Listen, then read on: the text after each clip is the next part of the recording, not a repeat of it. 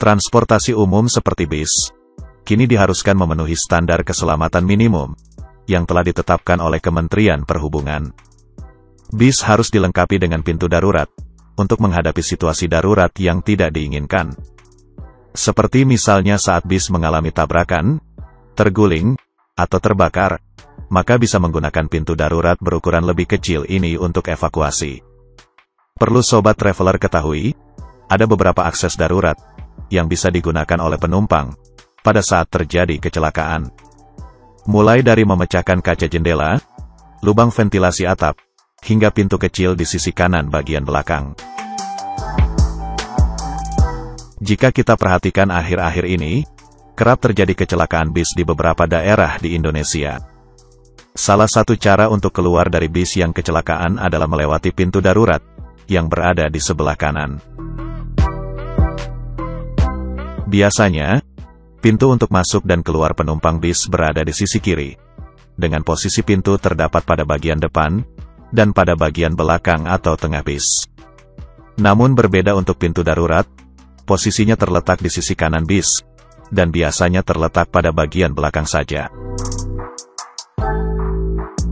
Posisi pintu darurat di sisi kanan belakang, dikarenakan pada area tersebut merupakan area paling buntu terhadap akses keluar. Dengan hadirnya pintu darurat di kanan belakang, dapat mempercepat akses keluar penumpang, sehingga pada area tersebut tetap tersedia akses pintu keluar. Jadi dengan adanya tambahan pintu darurat, akses penumpang untuk keluar dari kabin bis ada 3, 2 di sisi kiri, dan 1 lagi di sisi kanan. Selain pintu darurat yang ada di samping, ada juga yang di bagian atap, dan bisa juga melalui kaca yang dipecahkan. Palu pemecah kaca harus ada di dalam kabin penumpang. Memecahkan dengan alat lain memang bisa, tapi lebih mudah gunakan palu karena memang sesuai peruntukannya. Untuk jalan keluar yang lewat atap, bisa dibuka dengan knob dari kabin. Beberapa posisi akses darurat ini harus diketahui oleh para penumpang. Jadi ketika terjebak di dalam kabin bis, penumpang sudah mengetahui posisi pintu darurat dan akses lain yang bisa dijadikan jalan keluar. Selain adanya pintu darurat dan palu pemecah kaca, alat keselamatan lain yang kini diharuskan ada pada armada bis adalah alat pemadam api, atau biasa disebut APAR. Kasus bis terbakar beberapa kali terjadi di Indonesia, dan penyebabnya pun beragam.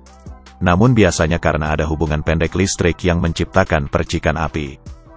Sebenarnya jika api masih kecil, bisa saja dipadamkan dengan alat pemadam api ringan atau APAR. Sehingga efek dari api tersebut tidak menjalar dan semakin besar, yang bisa merugikan pemilik operator bis. Adanya APAR di kabin bis juga sudah termasuk pada standar pelayanan minimum, pada kendaraan angkutan orang. Pada sebuah bis paling sedikit memiliki 1 tabung, atau sesuai kebutuhan dan jenis kendaraan.